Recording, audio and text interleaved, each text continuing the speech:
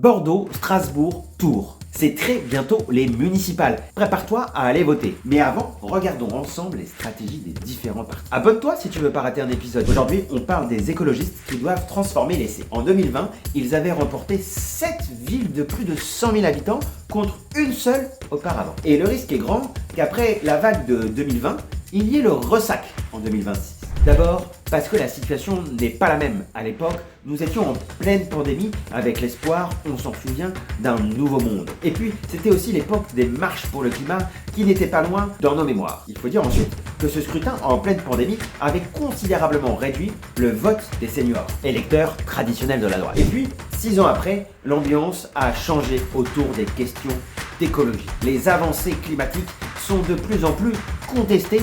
Deuxième élément inquiétant pour les écologistes, la difficulté de faire l'union au premier tour. Tous les maires sortants ont au moins un candidat LFI face à eux. La République, c'est moi! Enfin, dernier défi pour les écolos, ce sont les sondages qui s'annoncent mauvais. Alors attention, les sondages pour les municipales sont peu fiables. Mais par exemple à Lyon, l'avancée donnée à Jean-Michel Aulas est telle que la réélection du maire sortant Grégory Doucet est compromise. Alors voici les villes qu'il faudra surveiller pour mesurer la performance des écologistes.